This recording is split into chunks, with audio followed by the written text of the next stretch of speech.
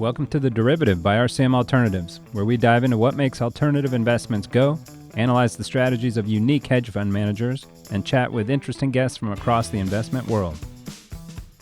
Hello there. 1 week to go until Thanksgiving here in the U.S., which means we've made it to the end of another year on the podcast. Hooray. I hope you enjoyed the guests and the talks and all the rest. We'll be back in January with a new slate of guests plus some old favorites. Plus, I may change things up a little bit, add some new segments. I'm not entirely sure. I'll noodle on that over the holidays. So enjoy this episode. Enjoy your holiday season.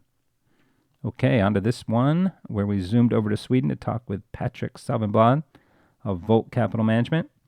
Patrik describes Volt as a fundamental specialist, and we dive into just what that means and how it makes them different than most managed futures program.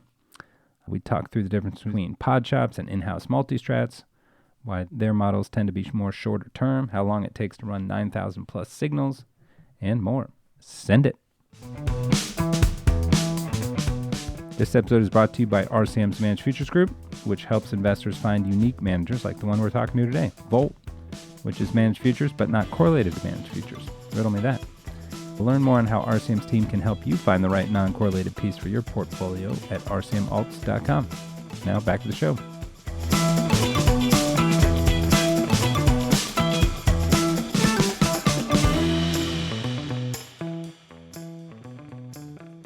All right. Thanks, everyone. We're here with Patrik Safvenblad. Did I get the last name close? You got the last name perfectly close. Yes, I'm happy. Very happy with your pronunciation. How do you pronounce it in Swedish? I would say Patrik Safvenblad. So it's kind Close of similar, but the vowel sounds are quite different in Swedish. So. Got it. And you are in Sweden currently. What part? Stockholm? Yes, I'm in Stockholm. I'm in the city center of Stockholm, so on one of the main streets here in downtown. Great. And you're born and raised and spent your whole life in Sweden for the most part? Yes, I grew up in a bit south of Stockholm, and in the days when winters were still cold. Now it's much warmer than it used to be, but it's still dark during the winter. And then moved to Stockholm when I went to study. Got it. And give me, what do people not know that they should know about Sweden or about Stockholm? I think they should know that it's a nice place, and they should also know that they should only visit in the summer. Just too cold, too dark?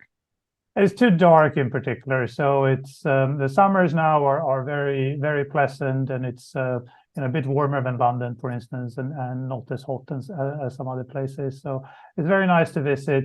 The winters, you wake up and it's dark, and you go to the office. It's still dark. You go home and it's still dark. It's sort of don't get these bright winter days that you have in Chicago. Say that it's sort of all a little bit dark. So no, I don't recommend it. It's nice for a day perhaps, but living through 50 of these winters, I think I've had enough. Yeah. Where do you head anywhere for the winter? Get a little sunshine? Yes, we tend to go to Italy during the winter. So over Christmas you get some light, so that's quite nice. And it always blows my mind. How many people? What's the population of Sweden in total? So Sweden is around 9 million these days. And so it's sort of the biggest of the Nordic countries, but of course the Nordic countries are quite similar in size, all of them.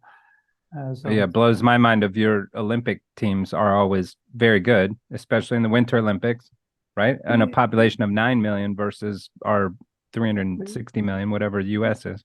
Yeah, but I think that we all feel that the Norwegians are out competing us in all the winter sports. So that's. Yes, we have some good athletes, but the Norwegians are enormously impressive. They are as well. All right. Well, it's on my list. Next time I visit, I want to come see you. Yes, you should. Come during the summer, though. Although I'm a skier, so I might want to come in the winter and get some skiing. Yes, but now we don't have snow any longer. So that was you're 10 years too late for snow for skiing around here. You'd have to go quite far north to get snow these days.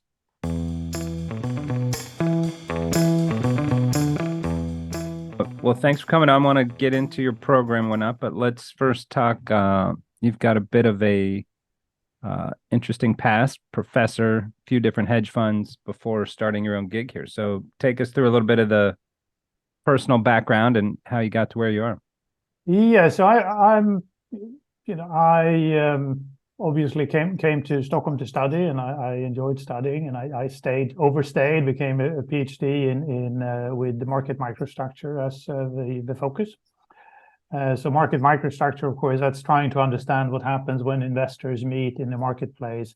How does sort of the composition of traders or investors affect how exchanges work?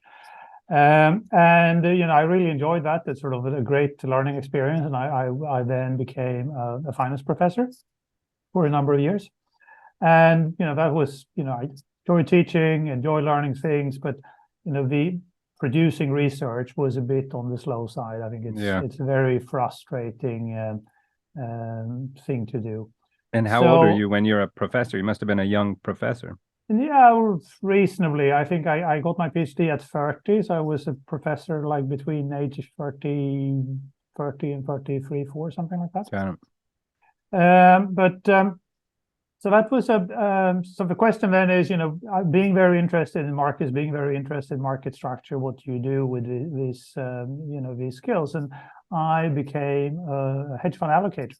So I started out in Stockholm with a firm called RPM, and I was allocating in the CTA space. So I was allocating to, our trend followers and all these people that you also talk to. And I met many of the people that have been on this podcast in that capacity, years ago now. And we've had, what's his name? I'm forgetting his name at RPM. We've had him on the pod. We'll put a link to it in the show notes. Alexander Mender, perhaps. Yes, yeah. Yes, yeah. But I've met a lot of CTAs as well, and of course Alexander is a person I hired to RPM many years ago.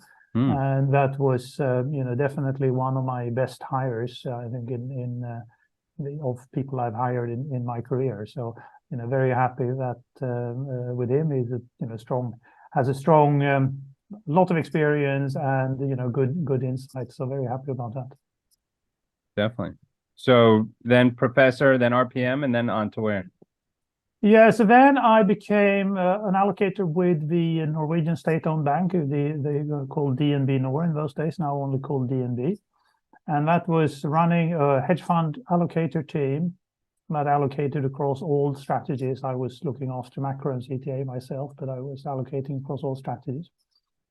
And that was you learn a lot from that. And I think the key learning experience in that job is that you can never, there's nothing that can compensate for like a experience, dedication to what you're doing, having a strong team, having integrity, and the other parts, trying to understand the exact details of strategies turned out to be less important than figuring out who is good at what they're doing, really dedicated to what they do, and that was sort of a good the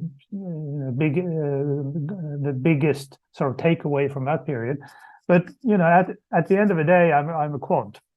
The PhD damages you for life, I guess. And I needed to get closer to markets, and that's when I joined Richard Conyers and David Pendlebury at Harmonic Capital in London, and eventually taking on the role as CIO there. And that's what were they doing? That was what they were doing. Well, Harmonic, closed down a couple of years ago, but Harmonic was a quant macro shop, and the quant macro shop, based on quite careful modeling and also using an approach that was borrowed from the fixed income space, namely being long, short, neutral. So having equal risk long and short in everything that was trading. That was working quite well. And we had up to, I think, 1.9 billion in assets at peak. So, that was a very, very quite useful experience. Unfortunately, the partners at some point, we started to have different interests, and people wanted to perhaps, have spend more time with their family. Someone wanted to retire, etc. And at some point, the problems only someone with 1.9 billion under management can have, right? Well, you don't have those problems when you have 100 million under management. No, you have other problems with 100 million under management. I think I think with there are a lot of lessons to be had from that experience, and I think that as you point out here, you're almost having more problems when you're doing well compared to when you are pressed against a wall, kind of financially, because you are using your excess cash to set up costs and set up structures that then become very difficult to undo in leaner times. Yeah. Looking back, I think the Harmonic would have been still around had we, as a group, not overinvested in hiring more people, or have taking on costs that made it tricky to handle leaner times. And then coming back to your allocator days, you just piqued my interest there a little bit. It sounds like you're kind of saying that your quant mind didn't quite fit with the allocator. You could do all this work, you could identify which were the best performers, perhaps, or the best risk adjusted, but then that might not have been the key. The key might have been just that they're dedicated and good people. Well, once you've identified them, then there isn't that much else you can do.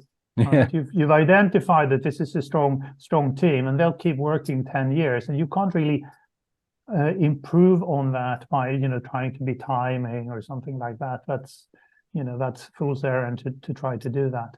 So in that sense, running even if running big multi-manager portfolios is sort of a relatively slow-paced work, and it's when you are instead trading markets, it's every day you get a little bit of feedback on what you're doing and how well you're doing it, and that suits my personality more better. And did you find it was hard? Like, what was your experience on persistence of returns and some of the things in the allocator seat of some of the difficulties there? You found a great team, they had performed well. Maybe they don't, and you have to have faith in that team to know that they'll come through the other side. Yes, I think that you have to separate two things, and one is do I have faith in the team, and that's going to be evaluated on things like are they dedicated to the business? Perhaps they start having other interests, and Harmonic was a good example of a setup where at some point people started looking outside and having other interests. And so that's and like personal integrity and is the team stable, those types of things. That's where you decide whether you like the team. On the performance, clearly there is a big picture, which is, do I believe in this overall strategy? When I was in my allocator days, I stopped believing in equity market neutral factor based, which was a big industry at the time. Yeah, was stumbled in 2008, I believe it, or perhaps it was 7, in this quant crash, and at some point it seemed that alpha had been there was too much competition for it. Now, so that's a situation where you don't really care if a manager is good or bad. You just say that I don't believe in the strategy any longer. There could be there are other strategies like that where on the fixed income ARB side, so for instance, there's certain subfields that we walked away from in the bank, direct lending, for instance. Then when it comes to the strategy being implemented, I think the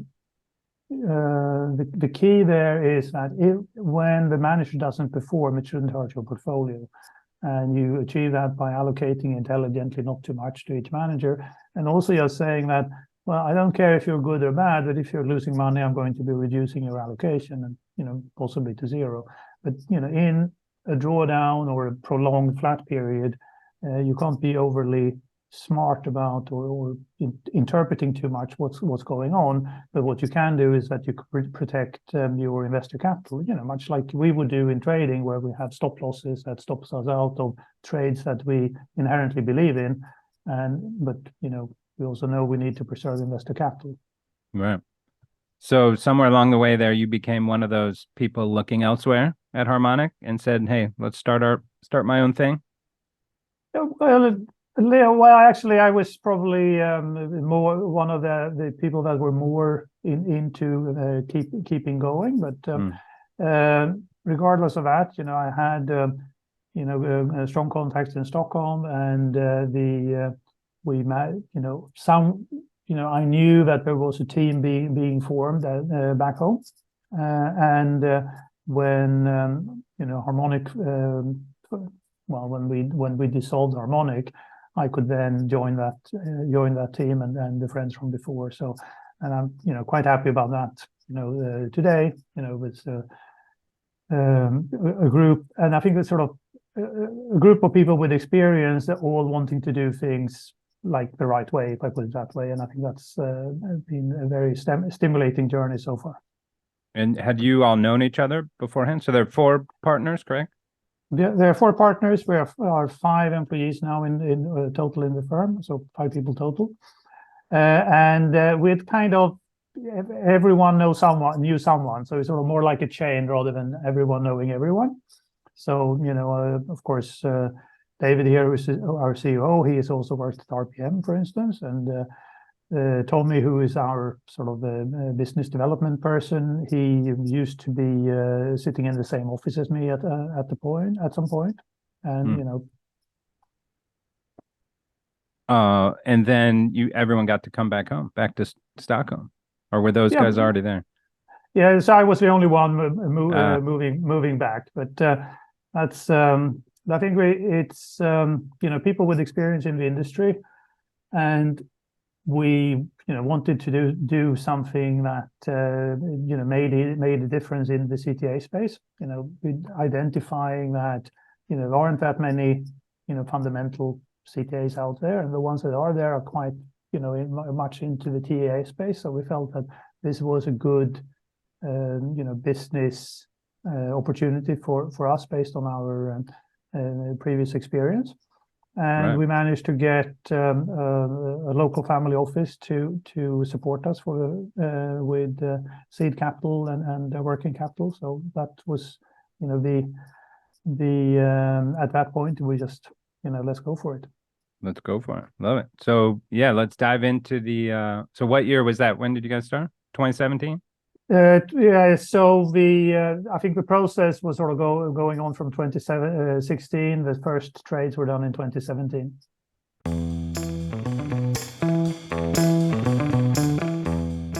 So let's get into the model, the strategy. So take us, you just mentioned a little teaser there, but take us what you guys identified as your potential edge of what you thought you could do. Yeah, so if I'll just make sure I know what I'm saying here. So no, so I mean the starting point here is we want to be a fundamental specialist, right? So this is we know that the world is full of trend followers, and that's not really a business to build unless you have you're already inside a big firm. We wanted to set up an independent classic CTA, if you like, right? Like the ones that were started 20 years ago, as opposed to being a team inside a bigger organization. Good reasons for doing that. So we want to be a fundamental specialist, and of course, Jukka Harju, who's my co-PM here, he had experience of building fundamental models in his previous job, which was inside Lynx Asset Management. Now, they are obviously mostly known for trend following, but he was on a separate team that was building fundamental models. His focus was more on the commodity side. My Harmonic, where I came from, was more on the financial side, so fixed income and FX equities. And that's the skill set that we're bringing in. thinking here was, let's look back and see what are the things that haven't worked, before, what haven't worked in where we worked before, and I take full responsibility for harmonics performance and what we did and the research process and all of these things. But there are clearly a number of things that I can identify that I wanted to do different. I'm sure we'll get to some of those, right? And the same thing goes for Jukka. There are whole bunch of things that he felt that we needed to do different. And that was from like a model standpoint, as well as we should trade these markets and trade. So it was like a universe plus model standpoint? I think it's on the universe side, of course, we were constrained to regular future space, so that's not much to do there. On the signal side, we know that there is a lot of fundamental information out there that's not being used frequently in the CTA space. So we wanted to use that and bring that to the market or to investors. But I think one of the biggest things that we both had seen in our earlier lives is that the world is changing. The world is always changing. That's one of the constants in macro trading. Right now we have inflation. We didn't have inflation a couple of years ago. Now that's a different state of the world. And the question is, how can we build a program in fundamental space that can handle the fact that the world is moving forward? When I was starting out in the CTA space, you still had nat gas spikes in the summer. Now that's just gone away, right? Because the nat gas markets has just changed how it's operating because of all the shale gas and other sources, and also, of course, better LNG availability in all kinds of places. So, the world is changing, and fundamental traders, often have the problem that now the world has changed. My preconception about how the world works, especially if you're discretionary, is not valid any longer. How do I move forward? One thing that doesn't work is to do this in an investment committee setting, and that's something I experienced firsthand. At investment committees, you sit down, you have intelligent people, well-informed, well-intentioned, but the more you talk, the less likely you are to change your mind, right?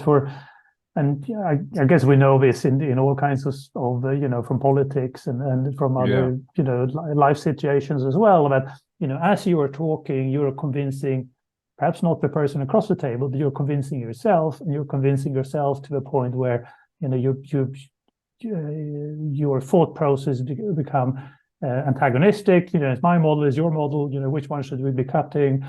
If you feel it's your model, then you say, well, it has a drawdown, but it will be recover. If you think it's somebody else's model, you sort of use it as the opportunity to stab someone in the back. Very, very unhealthy. As a CIO, I obviously was part of this. And we were trying to find solutions, and the solution we were moving towards was to make more of a decisions formula-based. Now, so that you had stop outs for models, and you might have stop ins, and you had certain conditions that needed to be met, and that fit very well with Jukka's thinking, because he had sort of taken clean sheet design and said, well, how about if we just abolish the investment committee? We have our models. The models have observable characteristics, and we'll have a machine that handles all these allocation decisions. That's what we call machine learning in when we talk about Volt. And what we do is we do not sit in a committee setting and try to decide which model should be traded. Now we are discussing a model, or sort of an overarching machine learning framework that will make that evaluation for us. And in practice, of course, it's easy, or in theory, it's easy. Rather that how much returns do we expect from this model? How much does this model correlate with other models, and then you create some sort of optimal allocation based on that. But in my experience, the difficulty there is you crystallize the losses way more frequently than you get the gains, right? If you are always stopping models out. You kind of are crystallizing losses. That can be a difficult path. Yeah, you're definitely right on that, and I think that's where one of the sort of the other innovations I would say that we have is we have a large number of models, and that means that when you're stopping out a model, you actually have something else that is similar with that you can allocate that risk to. So it's a bit different from a situation like so we had at Harmonic, we had two models that traded emerging market FX. If one of those was stopped out, you'd sort of have half allocation to emerging market FX, and you would miss out on the recovery. But in our setup, I'm not saying we're immune. This is definitely a concern. But by having a larger number of models, you have something else to allocate risk to, and you can do that. And one of the nice things, by the way, is that in an investment committee setting, you would tend to allocate more risk to recent winners, and that's sort of the other side of loss of losing money in a stop out setting, right? Because you're stopping out something that then recovers is the same kind of loss as entering something that just made money and then loses. It's equally costly. It's just sort of the flip side of the same problem. But the framework is one that actually does not look at recent, very recent performance as something that we'll be allocating more to. So that, those are things that you can control in a systematic setting, but that is very hard to handle in a person-to-person world. Right.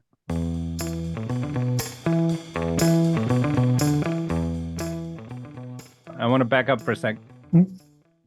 What do you mean exactly by fundamental? Because this is where it's always confusing to me. I'm a fundamental specialist, but you're also a quant, right? So you're kind of bridging those two pieces. So maybe a couple of examples of fundamental models or fundamental data that you're using to inform the models. Yeah. So, the trading, what we use, it will look quite similar to like a checklist of a discretionary trader. It's going to be quite similar to that in sort of in logic. So if we are looking at something like crude oil, we would know what are the things that matter for crude oil.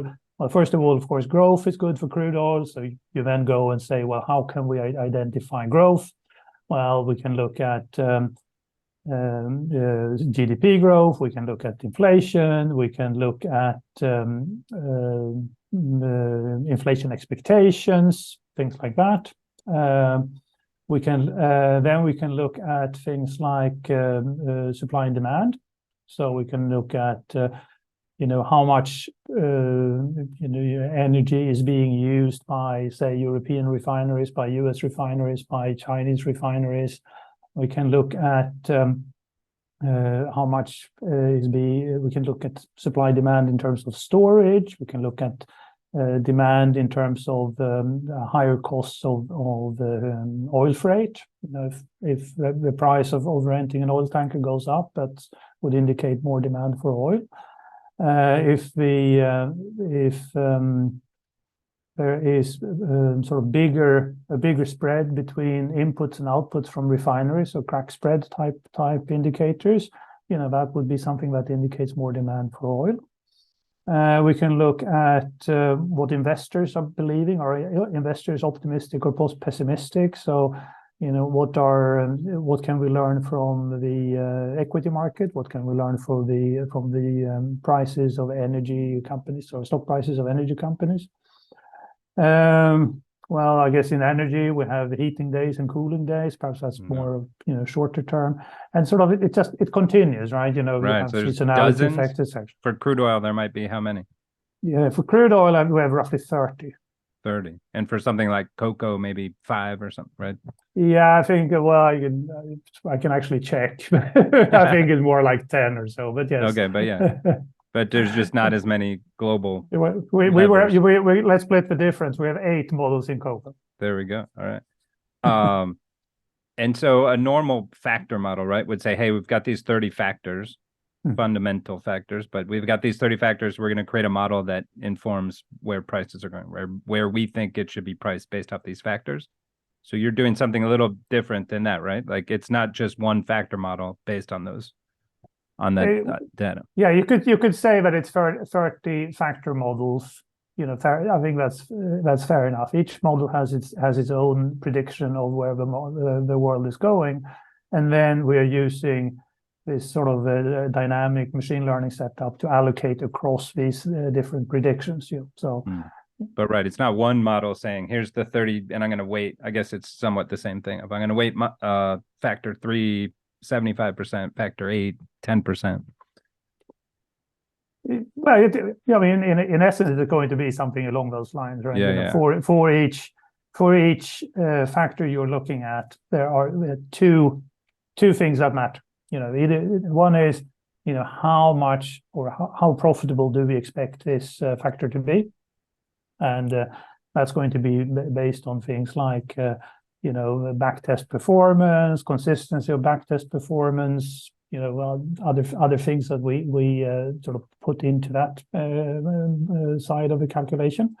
And the other thing would be to say is, how much does this correlate to other things in our portfolio, both inside the market we're trading. I mentioned here for crude oil, we use inflation and we use inflation expectations. Well, obviously, those are very related factors. So, as a whole, they would have to be, we need to adjust for the fact that some factors are, distinct but related.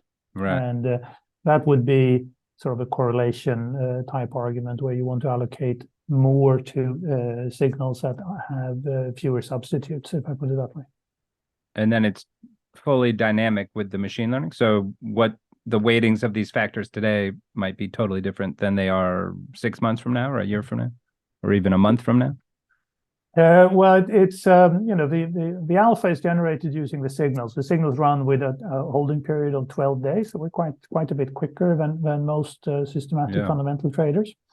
And the machine learning runs, more on a sort of say quarterly horizon, something like that. That the signal can go from fully allocated to zero in a month in some cases, but generally speaking, it goes it's a bit slower. And the idea here of machine learning is not that we want to override the signals. It's that we want to weight effectively to signals so that when the world moves forward, 1 year from now, 2 years from now, 5 years from now, we make the portfolio sort of gradually move to the factors that are relevant at that point in time. Got it. So and why the shorter time frame? That's just how it worked out. Did you target that, or as you were doing your modeling, it became shorter and shorter because you have more data points? Well, it's first of all, we like that it's short, right? Shorter term is helpful for risk management. If you want to have stop losses, and this is sort of comes back to your question, isn't it costly to stop out models? Yeah. Well, one way of reducing that is that you have other models to allocate to. Now, the same thing goes on your trades, that if you have a stop loss and you're stopped out of your crude oil position or something like that, then it's useful that you have new fresh signals that you can allocate to. So the having shorter term signals means that you're less likely to stop yourself out and buying back exactly that same position. Like an FX carry trader, say, if you're trading FX carry, you're guaranteed to buy back exactly the same position you were stopped out of, which means that if you are trading FX carry, you basically never use stop losses. Yeah, exactly. That's part of our due diligence process of like, okay, you use stops. When can you get back in the same position? Well, right away. Yeah. Okay, well, you really have risk then, which I've seen in real time. Like you kept buying it 6 months in a row and losing. So it'll control that automatically by going into the different models. And so all these together, I think somewhere in your deck, there's like 9,000 plus drivers, you call them. Yes, if you take all the models times all the markets, you get a very large number of signals, and that's also one of the reasons we need machine learning to make the allocation for us. It wouldn't be efficient, or we wouldn't be able to do this in a manual way. with all the things that are moving. That said, a lot of these, of course, 9,000 signals sounds like a lot, but of course they are sort of variations on a theme, so that you'd have multiple time frames of the similar signals, things like that. That sort of makes the number look very large. Yeah, and then the end result is it's how many markets? 70 or so. 70 markets, yes. So, and with 12-day holding period, we trade roughly half of those every day.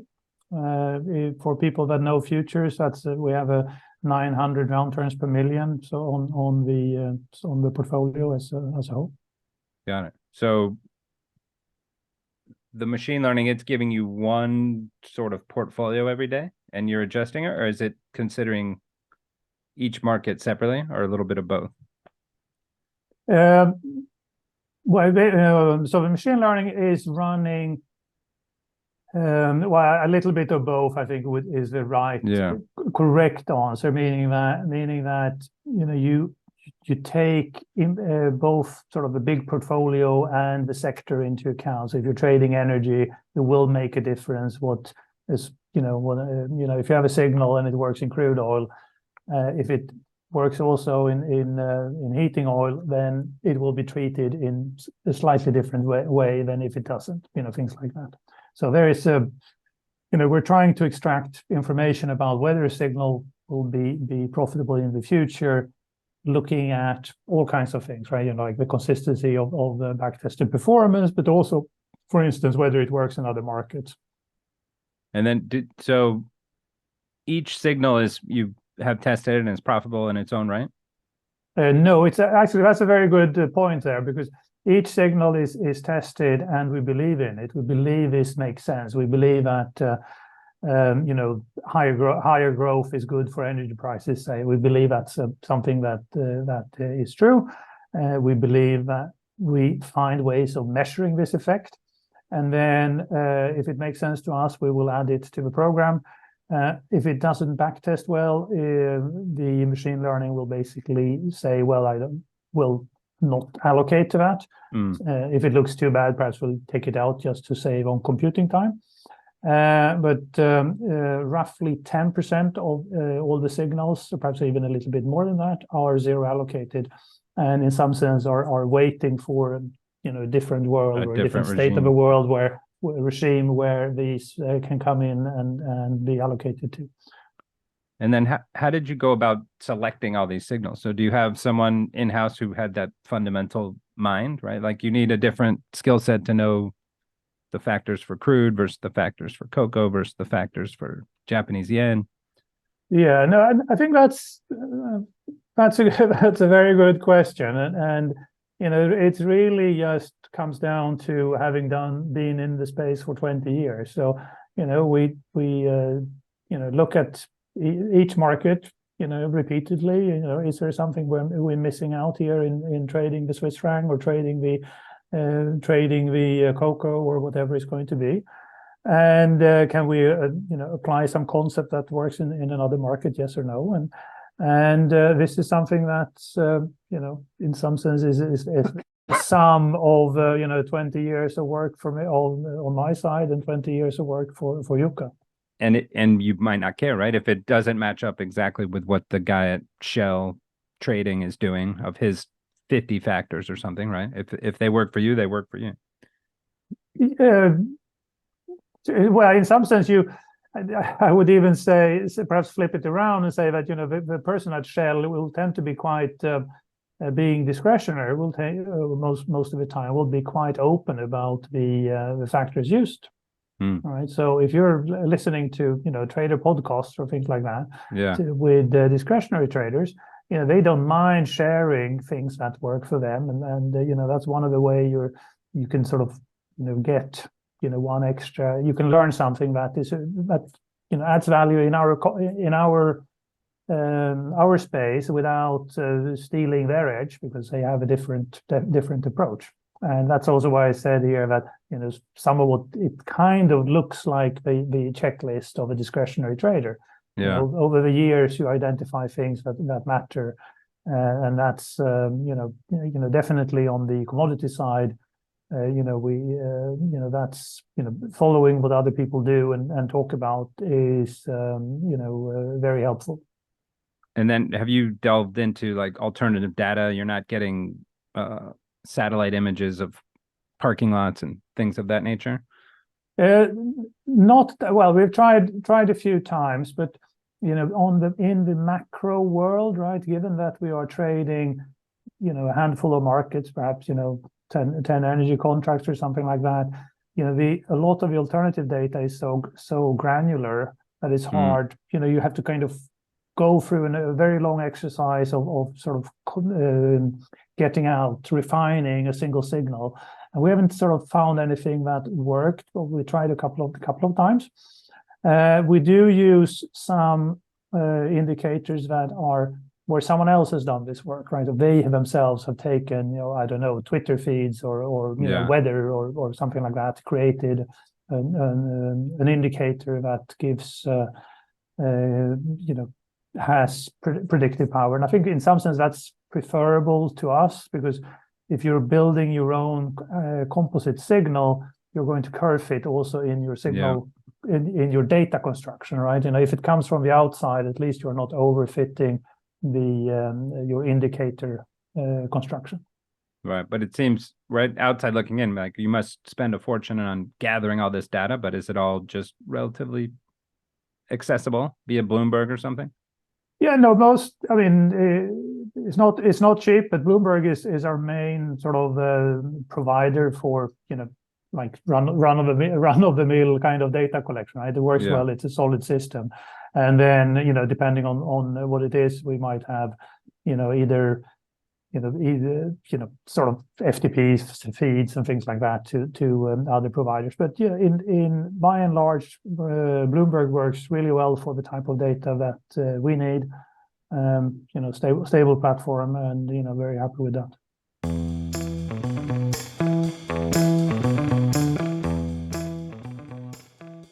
So you mentioned computing time. Just how long does it take to run these models? And then compare that with what it would have been 10 years ago also. Yeah, so the running is relatively straightforward. I said here we run with a 12-day holding period. We update the sort of the core signals 3 times a day, and the actual running might be an hour 30 or something like that, 90 minutes, something like that. But and I'm sure one could make that faster if we had to. But what is taking a lot of time is testing. So we have more powerful machines that basically run not 24/7, but easily 12 hours a day testing stuff. And especially if you're testing portfolio construction type ideas, that is very time consuming, because you want to test for all the models that are live, all the models that ever were live, all some other models that you might not consider but are useful for testing, making sure that all the features of your portfolio construction make sense. Portfolio construction, of course, it has sort of this waterbed feature, right? If you have a target risk, whenever you're cutting something, you're increasing something else to maintain your target risk.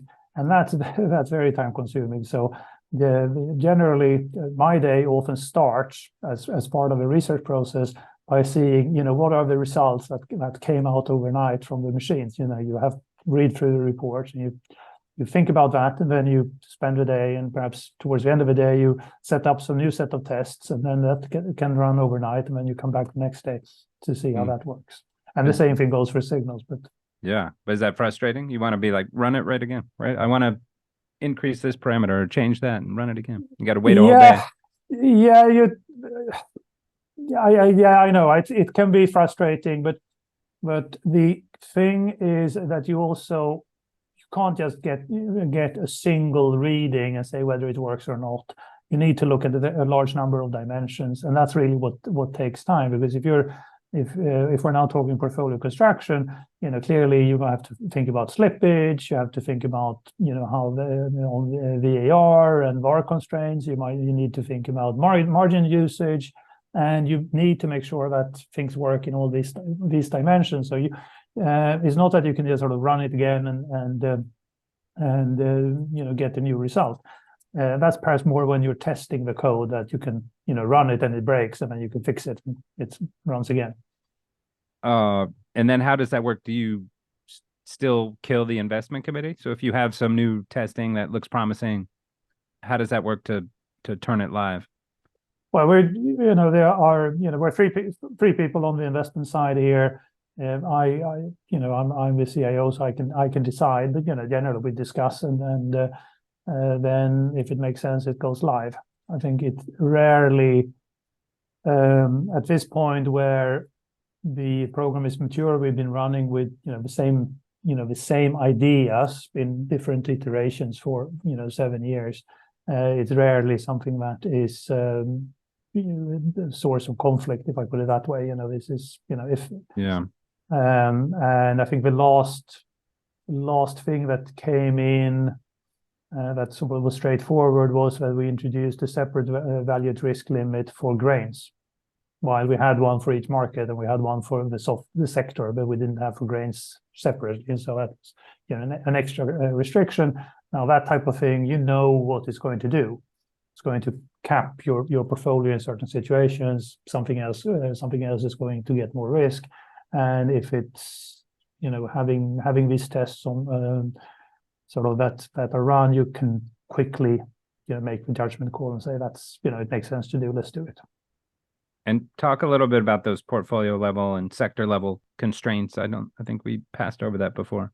Yeah. So here, so risk management, of course, that's it's key, right? If you want to stay trading for 10 more years, risk management is what you need. So I mentioned stop losses here. Stop losses, stop you from being in a position that loses money over and over, day after day after day, right? That's the purpose of a stop loss. That you can have a 1-day shot that continues, and we are in 1987 or in March 2020 or something like that. You need to be able to get out. Now, the pre-trade risk management is really about balancing risks in the portfolio to make sure that you don't have too much risk on any single factor, if I put it that way, right? So, and we have risk limits. We use value at risk as our key tool here. We have risk limits on the market level. We have risk limits on the 6 sectors we trade. We have a risk limit on the portfolio. And roughly speaking, the risk limit is such that the max risk is not higher than 1.5 times the average. And if you think about like trend following would tend to be much more opportunistic over time, right? So your max risk might be double or perhaps 2.5 or 3 times the average risk as you're sort of have an empty book for a while and then you sort of load up in positions. And some trend followers, of course, even gear up on profits, and you can get even higher spikes. But we tend to and we target a stable risk taking. We have we want to make sure that our biggest 1-day loss is not too big, if I put it that way. We're looking at our own track record. I think we've had 2 or 3 sigma losses over the 1,400 trading days we have, and that's compared to something like 9 or so for a CTA index, and perhaps even more for equities. And that's sort of one of those things I'm looking for, that the portfolio on a really bad day. I think our biggest loss is something around 2%. Shouldn't be losing more than 1.8 or so. Got it. And then so that's market based, you said, and yes. Then also sector based. And then will it adjust those on a portfolio level, or it's just gets there by adjusting the market and sector based? No, and then we are capping risk also on the overall fund level. Okay. So it's but in some sense there is there's a lower level. Everything needs to be roughly needs to be balanced. One level higher where it needs to be balanced, and the top level where it also needs to be balanced over time. So I am as well. Yeah, So question popped into my mind, like, how do you view this versus like a pod shop, right? Or when you were an allocator of like, I'm going to allocate to these 15 or let's call it 20 fundamental managers. I'm going to get that diversification. I can control it at the portfolio level by position sizing the risk. So like compare what you're doing with that approach. In some ways they're very similar, but in a lot of ways very different, right? Yeah, and I think the biggest difference is the human side of things, right? You know that on when I worked at DNB, we did have a multi-strat fund that I was involved in that had individual traders. There's, you know, of course, someone trading energy because it's a Norwegian bank, and there's someone trading shipping because it's a Norwegian bank, and there would be some other things going on. And you know, the first thing you notice is that you know you can't turn off a trader and then turn him back on. You know, you know, when you go to zero, you go to zero, and it's sort of you never come back. And I think that's makes a big sort of has a big impact on decisions. And the same thing goes actually when it comes to sort of this research team approach, where I mentioned that you know you have someone who wants to push their individual model into the book. You know that if they don't get to trade what they want to trade, they'll be very upset, and that's not helpful for the organization. And you know they might leave or something, right? You know they've spent all this time developing an option model, and then they don't get to trade it, and then they feel frustrated and they leave. So I think that's the biggest difference. On the right, none of your models are going to get frustrated and want to leave. No, exactly. I think for now, until AI really gets fancy, right? When the models have emotions, then we're in trouble. Yeah, could be, yeah. But so far, I think they are happy to live here in our private cloud solution. But then, just from a pure, do you think you get the same return profile? Like, assuming those fundamental traders could stay focused and everything's good, do you think you get somewhat similar return profile? Or I'll ask a different way. I think allocators, if I'm saying I'm going to allocate to Volt to get that profile, my worry would be like, oh, there's too much similarity between the models, right? I'm not getting enough diversification because you guys created all of them. Okay, that's an interesting take. I think that you know, of course, we know that our models aren't that similar one to the other. Like you know, weather model for trading wheat is not the same thing as you know, trading crude oil based on what energy share prices are doing. So you know these are very, very different models. So you do have a lot of diversification. However, you know if thinking of diversification from an investor perspective, I think it makes perfectly good sense to say, yeah, here's Volt and they do one thing, and you know I like the team and they do it well.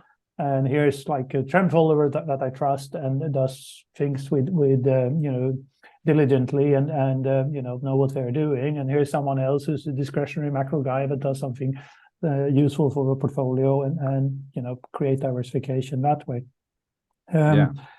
On the future space, I think the examples of sort of just futures on multi-team discretionary, I think that I don't have any recollection of someone doing that really well, actually. A lot of failures there, but yeah, myself included.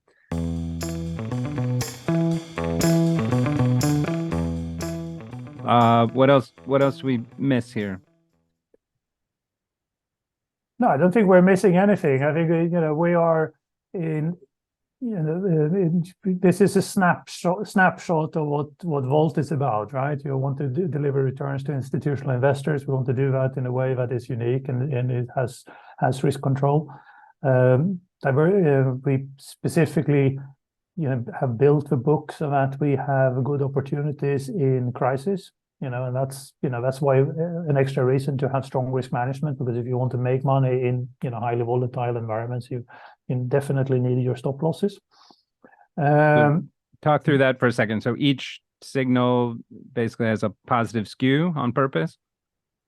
Or just by risking a little in the opportunity to make more?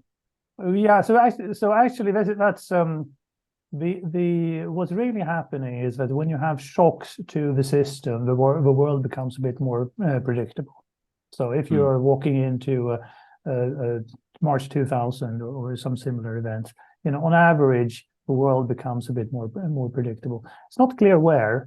In March 2000, we lost money in equities because we were long equities coming into the shock, but we made money being short energy and made money being long fixed income, for instance. The next shock that comes around might well have another pattern. So it's important to be diversified. But what we have observed in our trading history is that we have had better than average chances of making money in bad months for equities or crisis in general. That the world is, when people are running for the exits, I mean, they are more predictable than your calm normal day, if I put it that way.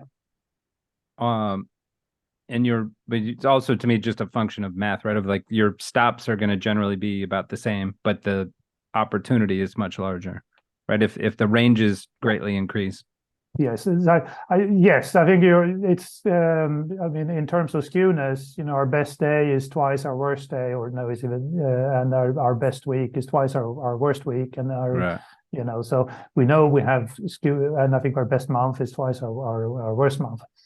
So we know there is skewness in the returns, and part of it comes from the stop loss type logic that if things go wrong, you reduce the position size, and the other part comes from when every once in a while the opportunities cluster together, and that's true for us, and it's true for trend following, and it's true for discretionary macro, right? You are waiting for the setup where a lot of things move in the direction of your hypothesis. Right, and that's a good point. The trend followers and macro, they're not necessarily designing the model to do that outside of the small stop profits run setup, right? But they're not saying we're betting against this or we're trying to get a crisis. It just sort of happens. Yeah, and I think that's something that is true also for trend following is that you think of something being, say, an equity crisis, right? But the opportunities, they come in random places in the book. That's each crisis is different, and it's just part of a trading. So being diversified. At Harmonic, we had, for instance, a separate FX program, right? And the FX program, was a perfectly good FX program. But, every once in a while, you'd have this situation where the FX would just sort of miss out on some opportunities that appeared in the bigger book that were quite visible because, that just was a shock that didn't make it into FX. And how do you think with the shorter time frame, right? It seems counterintuitive that you could capture like a larger gains in a 2008 type extended move down crisis period, right? A crisis period tends to think of months long to years long down move in equities. When you're just 12 days, you have to be getting in and out successfully throughout that period. Yeah, no, and then of course in again and in again and in again. Yeah. So it's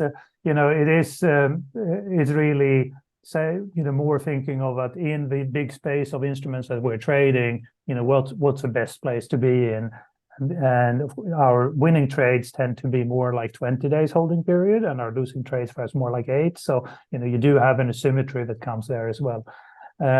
We are not forcing the models to have a 12-day holding period. This is more of a statistical thing.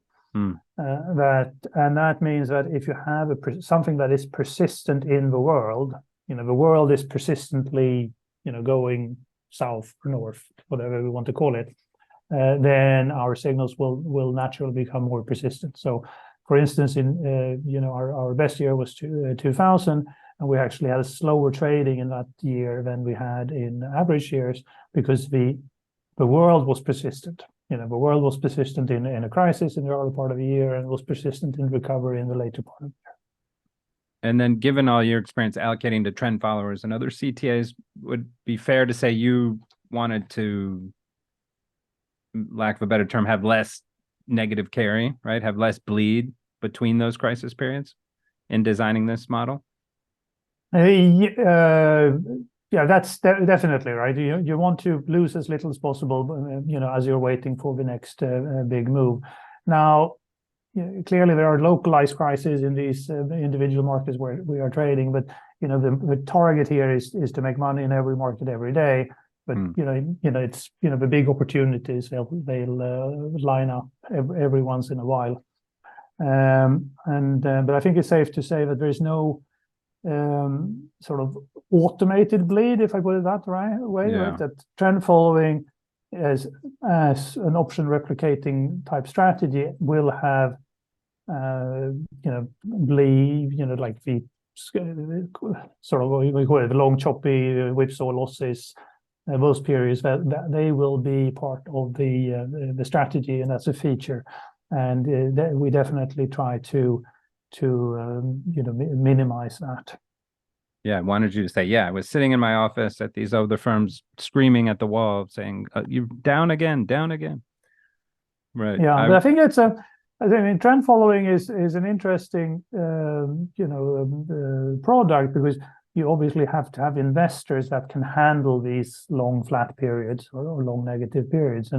And minimizing your bad years or bad months is key to keeping your investors on board, and ours, sort of the way we're setting up Volt, we're setting this up to trade for 20 years or so, and that means or longer, but that means that there will always be a new CIO at the firm that's investing, that comes in and wants to kind of clean house a little bit. And if you're at the end of your whatever 3-year drawdown, you're always at risk of being kicked out from the portfolio just before a big move. And we've seen many of those things happening in over history, of course.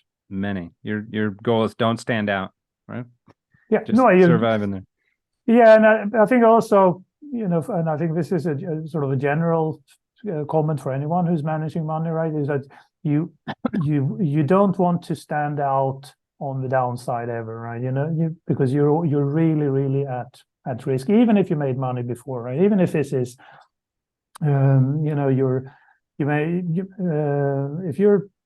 if you're down 20% a year, even if you made or up 40 the year before, people are going to feel this is too much to handle. And I think that's just keeping an eye on that, or sort of having a strategy for how to handle the downside. I mean, that's very important.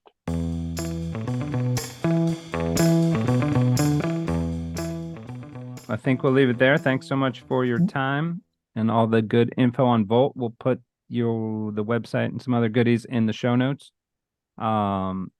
Anything else you want to share? Where can they find you? Well, they can they can Google for me and send me an email. That's easy as that. Or fly to Stockholm. No, I think that's actually one of it. It's a good point, actually. But we are in Stockholm, and it turns out we probably have more people calling and more people visiting than Harmonic used to have in London. Really? And being a little bit off a beaten track means that people are out there and they're looking for things that are different. Nowadays, of course, you do a Zoom call or something, but it's definitely not a disadvantage to be in Stockholm for that. So I would have guessed you get few and far between visitors, but that's good to hear. Mostly Europeans, I would guess. Well, I think perhaps it was more reflecting that being in London is not giving you any more, right? I mean, we are a niche player in a small industry, so it's not that we are being disturbed every week here. But we do get a good number of people calling us, and a good number of Zoom calls and what have you. And I can actually reveal that I think our Nordic business is 25% or so of our total business. So we are in Sweden, but our client base is not Swedish. It's broad European. We have clients from Australia. We have US clients. So it's how do they handle that? Do they do it in their local currency? The Nordic business? With futures, of course, it's straightforward. So we have funds, and the funds will have euro and dollar share classes. If you are running managed accounts, of course, you handle the funding in your preferred currency. So that's quite straightforward. We have 8 managed accounts, so they're those clients, they know what they are doing and set things up in ways that work for them. Awesome. Love it. Well, say hi to the team and look forward to visiting you in person one day. Yes, you're most welcome. We have never been plenty of nice. Well, no, there are plenty of things we can take you to and let you see and experience for sure if you come by. So, and otherwise, I trust I'll be seeing you here in the industry. Yes. All right. Thank you, Patrik. Great. Okay, that's it for the pod. And as mentioned at the top, that's it for the season. Thanks to Patrik and Volt for today. Thanks to all our guests for the year. Thanks to Jeff Berger for producing and making us look good. Have a happy Thanksgiving, holiday season, and New Year, and we'll see you back here mid-January. Peace. You've been listening to The Derivative. Links from this episode will be in the episode description of this channel. Follow us on Twitter at RCMAlts and visit our website to read our blog or subscribe to our newsletter at rcmalts.com. If you liked our show, introduce a friend and show them how to subscribe. And be sure to leave comments. We'd love to hear from you.